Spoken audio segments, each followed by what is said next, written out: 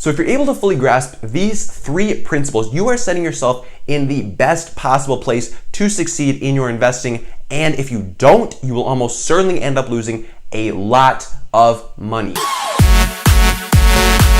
How are you guys doing today? My name is Apple Kreider, and I have made over 150 personal finance and stock market related videos here on YouTube aimed at high school and college students. I have given in-person lectures to many dozens, if not hundreds, of college students, and I host a personal finance podcast called Young Smart Money over on iTunes. And today what we're talking about is the 3 things that you need to know before you invest even a penny in the stock market. Why am I talking about this? Because I am 19 years old and I have over $20,000 invested in the stock market. This is about a fraction of the returns I made this year.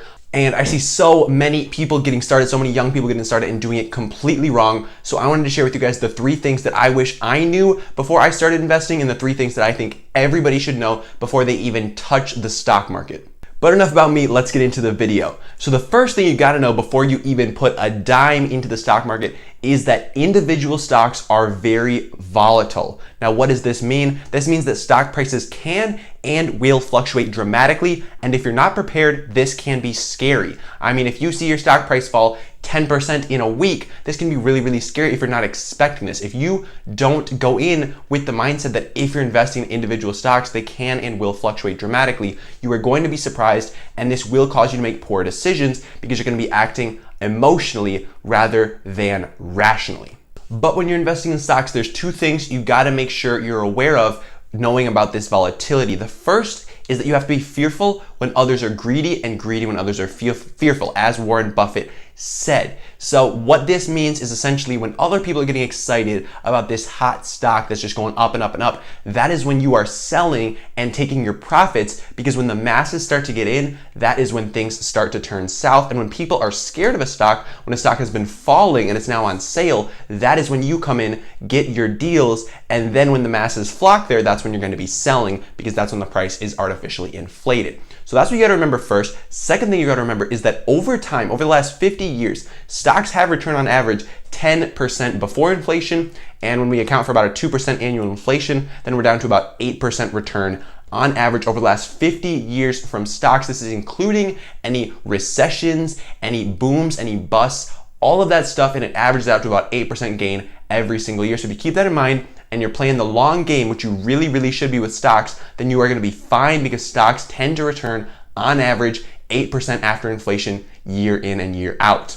So if you know that stocks on average return 8% and you see a 20% drop in stocks in, say, a 6-month period, why would you sell? It doesn't make sense. If you are in it for the long game, which you should be, there is no reason to sell when your stocks are down, because that's when you lose money. You don't lose money until you sell. So if you don't sell when you're down, if you hold it out, if you weather the storm, then you're going to be fine, as long as the fundamentals of the company haven't changed. Nothing there has changed that would cause you to now doubt the future of this company. As long as everything's the same, the stock price has just fallen very dramatically, and you still believe in that company, there's no reason for you to sell and take that 20% loss when you can just hold it out and play the long game. And I mean, if your dream car or your dream shoes were on sale for 20% off, I mean, that might be a buying opportunity for you. That definitely isn't a selling opportunity, because why would you sell when you're down? That's the only way to guarantee that you're going to lose in stocks, is when you sell when you are down.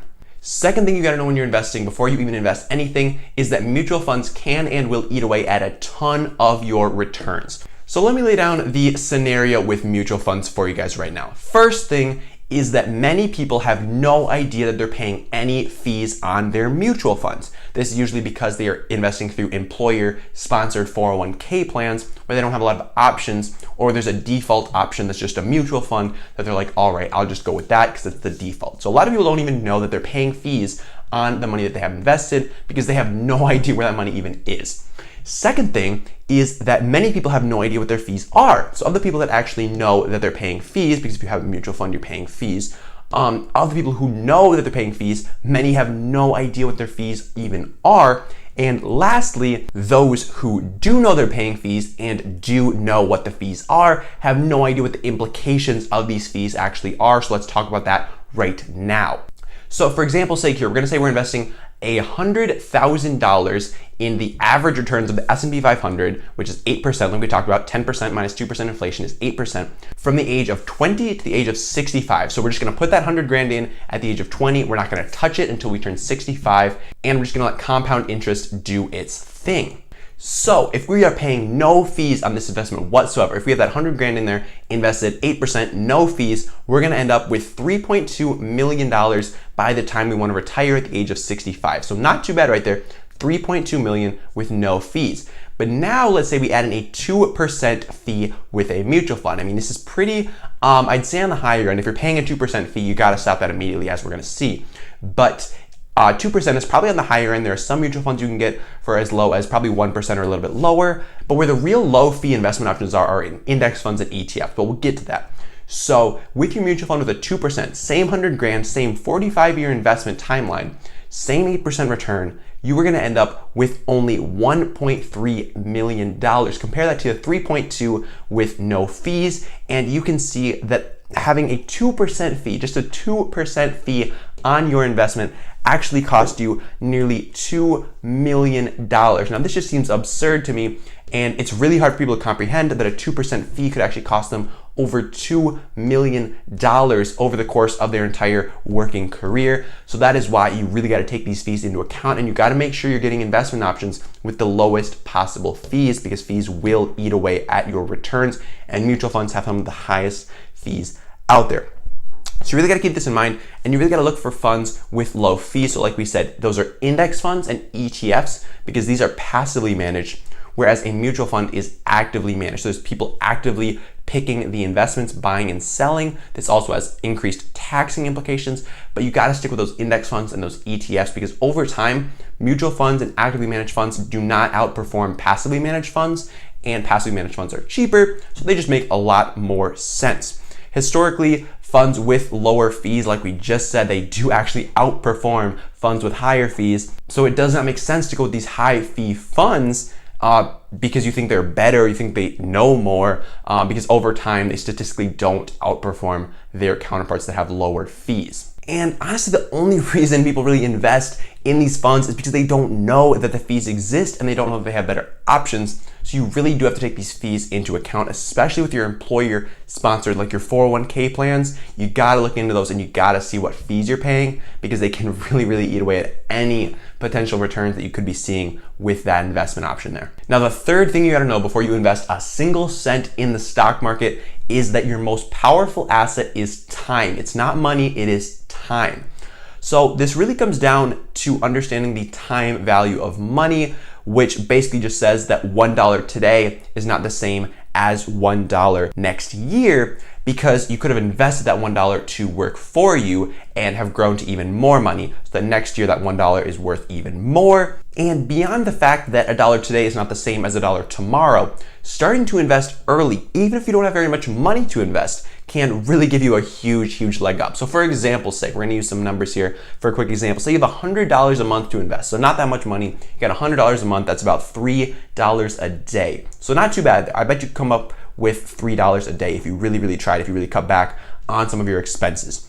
So say you invest that in the same index fund, we're gonna say an 8% return, you got 10% minus 2% inflation, you got your 8% return from the ages of 20 to 65, again, your average working career. If you did that, if you invested just $100 a month from 20 to 65, you're gonna be left with $500,000 when you wanna retire. Again, not a huge retirement there, but 500 grand for $100 a month is not too shabby, I would say. But if we wait till we're 40, if we say, all right, we're 20, we don't need to invest yet, we're 30, we don't need to invest yet, we get to 40 and we're like, oh shit, we better start investing because we want to be able to retire someday. So you go hard and you invest $500 a month from the age of 40 all the way to 65. So you're investing 5 times as much money from the age of 40 to 65. Same 8% return, you only have $475,000. So you invested 5 times as much over this shorter time frame, and you didn't even get as much as if you would have invested only $100, only $3 a day from the age of 20 to 65.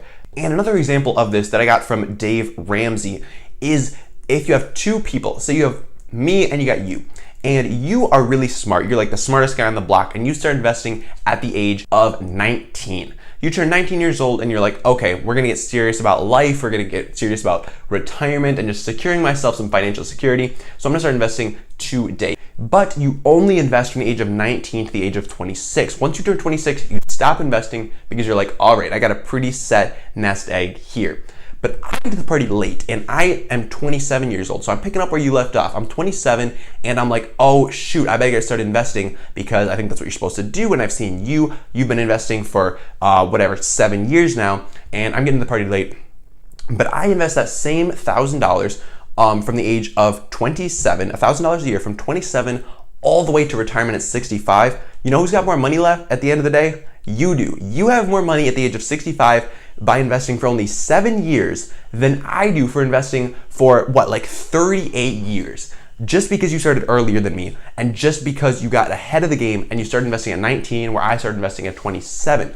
So you gotta keep this in mind, and you can give yourself a huge leg up just by starting a year earlier, just by investing a little bit, $100 a month this year, instead of waiting till next year, instead of waiting till you're 20 or you're 30 or you're 40, and then you're just panicking because you think you're completely screwed for retirement. It's gonna be a lot harder for you to make up for that lost time, even if you're making more money, even if you're more financially stable then. You can't make up for lost time. Even if you have more money, you can't make up for that lost time in investing. So if you're able to fully grasp these 3 principles, you are setting yourself in the best possible place to succeed in your investing. And if you don't, you will almost certainly end up losing a lot of money. But now I want to hear from you guys. What is your number 1 piece of investment advice that you think every beginner investor should know? Let me know in the comments below, and I'll be sure to comment back to you guys down there. I love to hear what you guys have to say. So going forward on our Friday live streams, instead of just doing a weekly recap, I'm gonna start bringing one of you guys on via Skype in order to just have a conversation. Nothing super high stakes, no trivia. I'm not gonna ask you any questions, but just a chance for you to talk with me or ask me any questions you have, or just to be on a YouTube video if you really want. So be sure to comment down below, and I'll be picking somebody from the comments from each week to have on the show on Friday. So if you want to be entered in to show up on that, be sure to comment down below, and I will reach out to one of you guys who is selected to appear on Friday's live stream. Anyways guys, my name is Apple Kreider. Have a fantastic day, and I'll see you tomorrow.